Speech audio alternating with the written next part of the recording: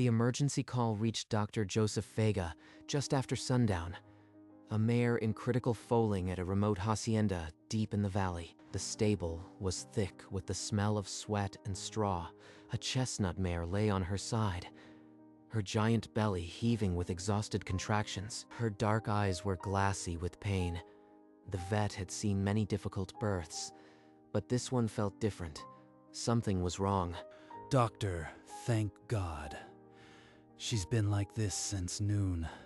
I thought I'd lose them both. How long since her water broke? He knelt beside her, gloved hands pressing gently against the straining abdomen.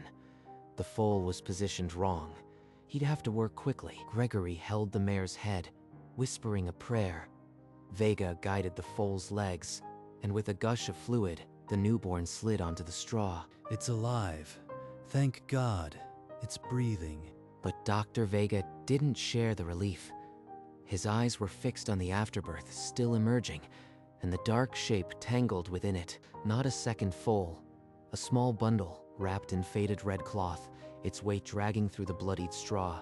Dr. Vega knelt and pulled the bundle free, laying it on a clean patch of straw. The faded red cloth was stiff and dark. What is that? Dios mío. What came out of her? He peeled back a fold of the blanket.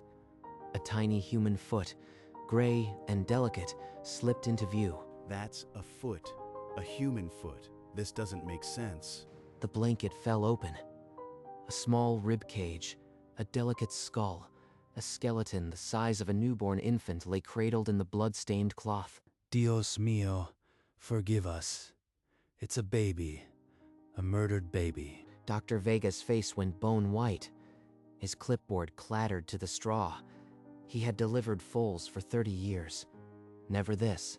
The tiny skull looked up at them, empty sockets in the lamplight. Time seemed to stop.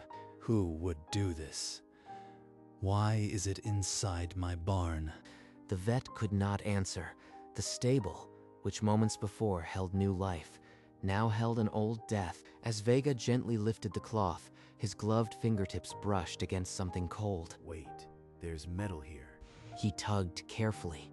A silver chain slithered free, and on its end, a tarnished oval, a baptismal medallion. That's my mother's. She told me it was buried with her stillborn, my older brother. His hand shook as he took the medallion, tracing the faint engraving of St. Christopher. The date read 1962. She said the baby died. But if the medallion is here, where is the body? Vega's fingers found something else pressed flat inside the blanket. A sealed envelope, brittle yellow paper with a wax seal. There's a letter, unopened, dated 1962. He didn't break the seal. Instead, he shone his light on the stall floor where the mare had collapsed. Fresh splinters marked a broken plank. The floorboard was loose, revealing a dark hollow beneath. The bundle hadn't come from the mare. It had been hidden there all along. We need the police. This is a concealed body. A homicide. Number. Not yet. If this is my mother's child, I need to understand first. This barn is a crime scene. By law, we must report it. Gregory's eyes dropped to the dark hollow beneath the floor, a secret that had slept there for 6 decades. Give me 1 hour. There's a priest, Father Mateo. He knows old documents, old sins. Vega hesitated, then nodded.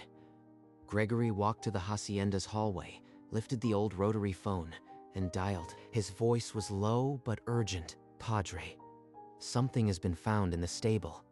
Something from long ago.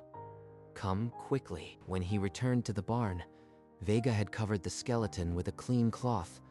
The mare nickered softly, her foal tucked close. My mother wept over an empty grave, and I never knew. On the wall, an old crucifix cast a long shadow. Somewhere on the road, headlights cut through the dark. The priest was coming. Father Mateo arrived at the hacienda just before dawn, his old sedan's headlights cutting through the last of the dark. Show me what was found. Gregory peeled back the cloth from the skeleton. The priest made the sign of the cross, his lips moving silently. This medallion, my mother kept its twin. It's from her stillborn, but the body was never in the grave. Father Mateo took the sealed envelope. Wearing cotton gloves, he slid a letter opener under the wax and unfolded the yellowed paper. The ink was faint, but in the angled light, 2 Spanish words rose like ghosts. Cambiado, switched, and asesinado, murdered. Dios nos guarde, switched and murdered. This is a confession. A confession? Switched? What does that mean? I need stronger light and a magnifying glass. The rest of the text is fading, but it wants to be read. Dr. Vega and Gregory stood motionless. 2 words had already changed everything, and the rest of the letter promised a far darker story. I can't wait here. If that medallion is real, the grave will tell me. The family cemetery sat on a low hill behind the hacienda, its iron gate caked with rust. They walked to the smallest headstone. Gregory dropped to his knees and clawed at the dry soil. Vega handed him a spade. The earth gave way easier than it should have. The coffin was barely a foot deep, a tiny pine box with a rusted latch. He opened it without a word. Empty. There's nothing here but stones. Dr. Vega lifted the flimsy lid. The box was filled with river cobbles, arranged like a burial, but holding no remains. My mother. She believed her whole life that her son was buried here. Somebody lied to her. They drove back in silence. In the barn, Gregory sank onto a hay bale, staring at nothing. If the grave was false, then what else was a lie? In the study, Father Mateo's lamp burned on.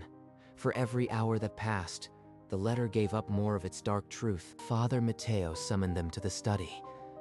The letter lay open, its cursive mapped in his notebook. It's a confession from the housemaid, Rosa, written in 1962, days before she died. He put on his glasses and read aloud, his voice steady. I exchanged my newborn for the patron's stillborn son, but the child lived. My lover killed him and hid him beneath the barn. Gregory clutched the medallion.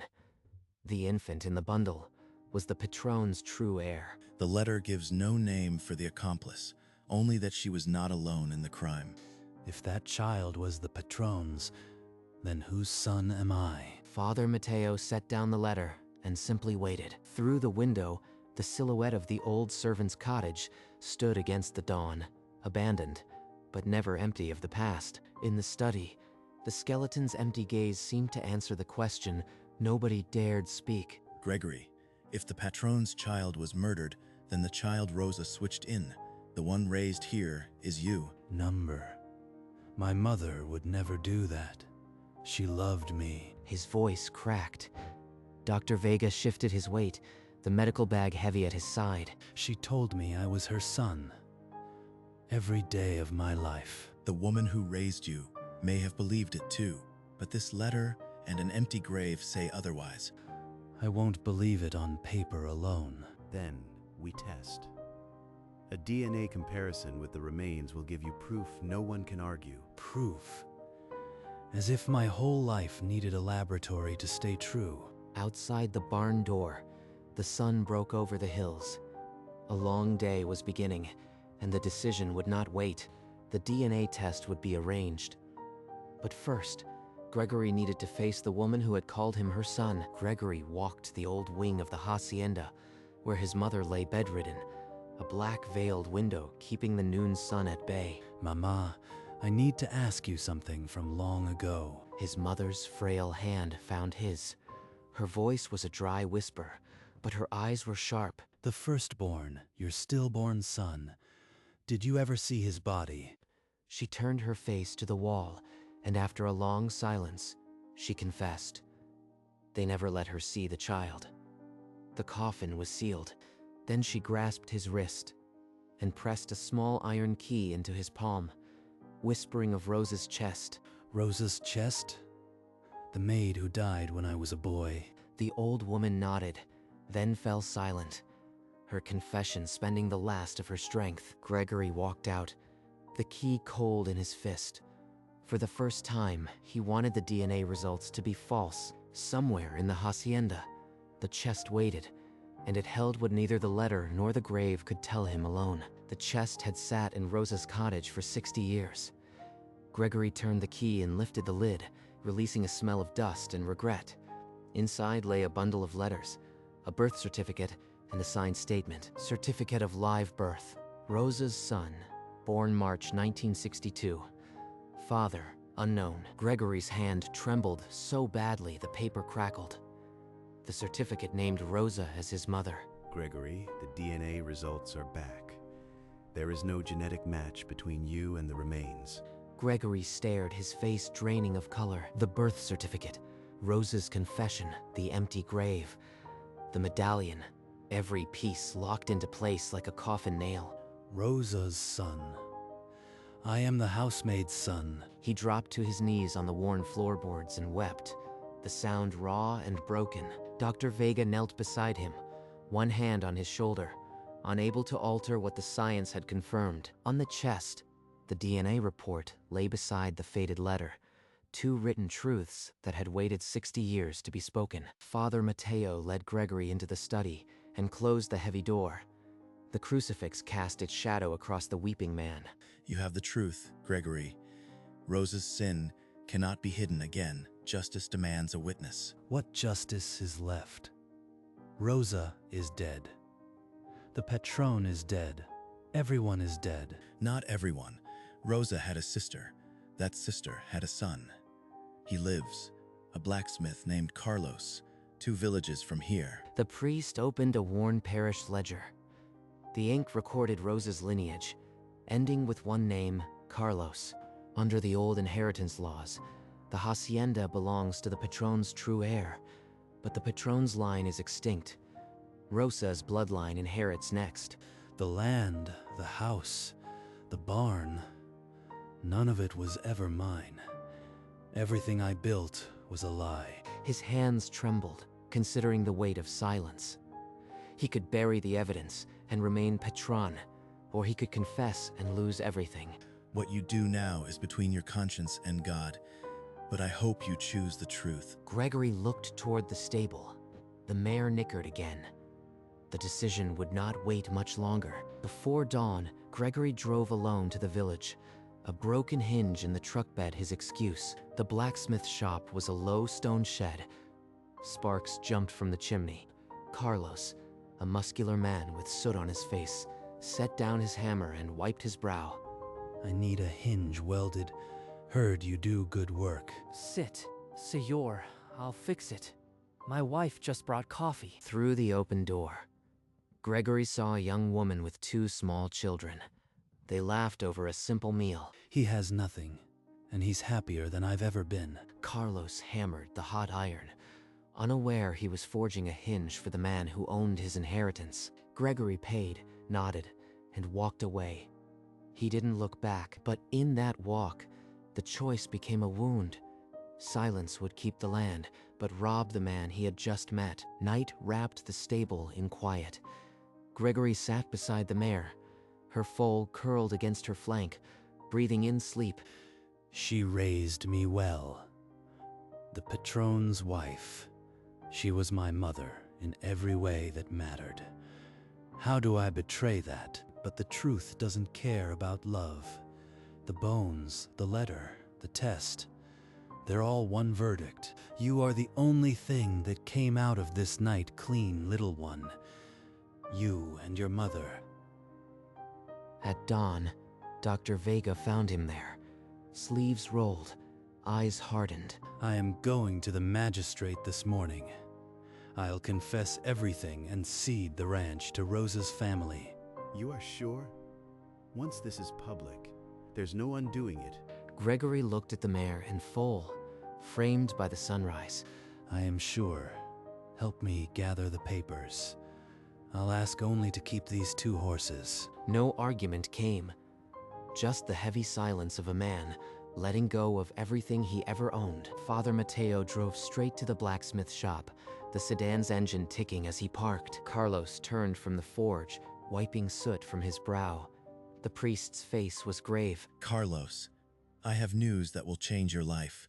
Walk with me. In the small office, he spread the baptismal record and the DNA results across the desk. This hacienda, it belongs to the patron's son. I am just a blacksmith. The patron's son died long ago. The man raised as his heir was switched at birth. The land is yours. Carlos stood motionless, the weight of the words pressing down on him. He asked to see the place. They drove through the hacienda gates, the house glowing in the morning sun. Inside, Carlos stared at the family portrait. Then Gregory led him to the barn, to the cloth-covered bones. That child should have lived here, not me. The magistrate's office smelled of old paper and dust. Gregory set the leather folder on the desk and opened it. I hereby renounce all inheritance. I am Rosa's son, not the patron's. Let the record show it. The baptismal record, the DNA match, and Rosa's confession confirm his statement. The true heir is Carlos. The magistrate studied each page, then signed the transfer with a dry pen. The ranch now belonged to Carlos. He never wanted this. I don't know how to be a patron. Gregory stood, hat in hand. He did not look back as he walked through the door. The sun blazed low over the valley. The road stretched ahead, empty and long. A tear traced the lines on his cheek, but his jaw was set. He would not break now. At the end of the day, the only thing visible on the ridge was a man and his horses etched against the sunset. In the empty office, the old crucifix cast its shadow. The case was closed, but the silence remained. Gregory returned to the hacienda as the sky bruised into dusk. In the stable, the mare nickered, her foal tucked at her flank. She's strong enough to travel. The foal, too. I gave them a final check. Gregory ran his palm along the mare's neck, then gathered the old halter and led rope.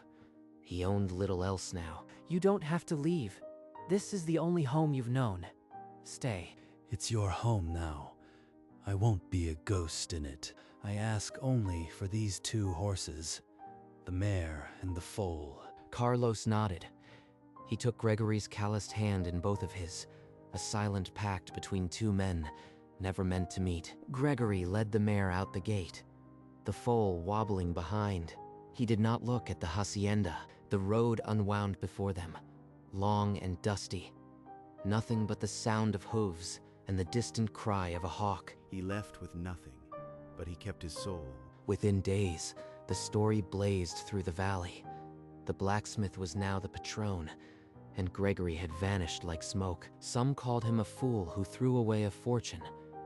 Others saw a man who paid a debt heavier than gold. 30 years of foaling, and this case redefined my understanding of justice. In his journal, Dr. Vega wrote, Mare delivered a healthy foal, but the night uncovered a crime and a man's true character. The mare and foal were spotted on the mountain road, heading west, but no one knew where Gregory intended to settle. I hammer iron every day, but I'll never shape a stronger man than the one who gave me this land. The magistrate's decree was filed. The bones were taken for a proper burial. The old case was closed, and in the weeks that followed, Dr. Vega found himself scanning the horizon, hoping for a glimpse of a man and two horses. But the road remained empty. Gregory had chosen to be forgotten, and the valley was learning to forget. Only the crucifix in the magistrate's office still cast its long shadow, a silent witness to everything. Months later, a hand-drawn map arrived at the clinic, a dirt road into the foothills, signed by a parishioner. He is at La Cruz. Dr. Vega drove until the pavement ended, then found a small adobe cottage with a lean-to stable. Gregory was inside, forking hay. He wore the same plaid shirt, but his face had lost its hardness. You look good, my friend. Better than I've ever seen you. The ranch almost killed me. This little piece of nothing saved my life. He led Vega to the pasture. The chestnut mare grazed under a cottonwood, her foal now a gangly yearling. I call her Esperanza. She doesn't know what she cost me, but it was worth it. The mare's eye was bright. She had survived the nightmare that others died for. He had nothing, Yet he was richer than any patron I'd ever treated. The truth had cost him everything. But in the quiet of that valley, he had found himself. Stay. It's just beans and tortillas. A far cry from the hacienda kitchen, but it's honest. Every morning, I look at that filly, Esperanza, and I remember. The truth is hard, but it lets you breathe. Do you ever regret it? Walking away from everything? Not for 1 second. The land was never mine. But this piece, this is something no one can steal. The mare's nicker drifted through the open door. A soft sound that seemed to agree. Gregory set down his fork. Then, without warning, his shoulders shook and tears slipped free. It's all right. You've held it in long enough. It's not pain.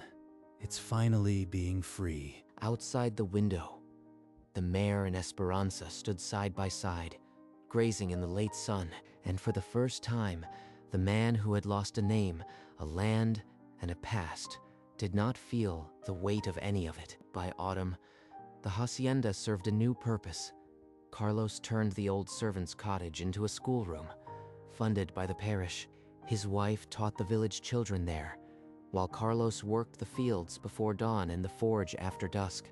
On the Feast of All Souls, Father Mateo called the community to the small cemetery. A tiny pine coffin waited by the open earth. Inside, the infant's bones, wrapped in fresh white linen. We bury today not just bones, but a lie that lasted 60 years. May the truth bring peace. The silver medallion was placed atop the coffin, its chain catching the low afternoon light. Carlos forged a small iron cross, hammering until the metal glowed. He mounted it at the grave's head.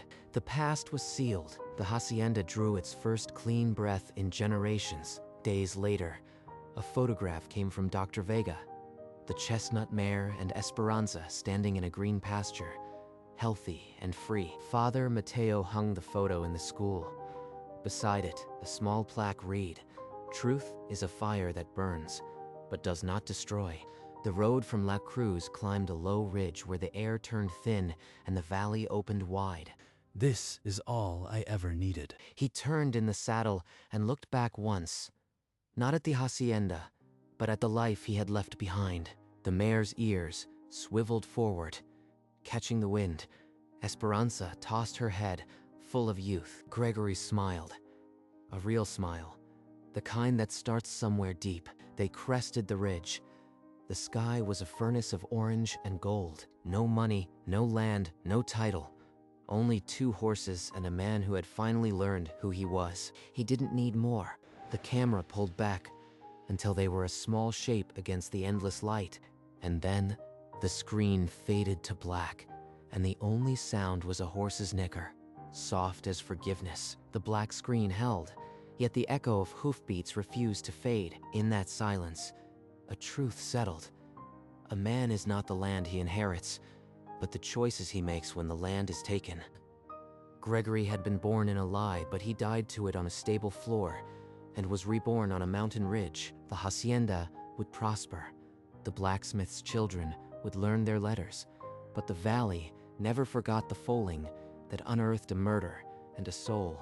Dr. Vega never again saw a foal born without thinking of that night, and of the man who walked away from everything to keep his honor. In time, the bones turned to dust, the medallion to tarnish.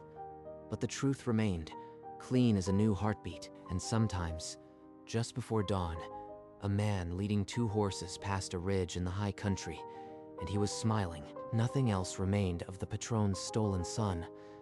But that was enough, and the screen went black. Only a long, soft nicker broke the silence. And then, nothing.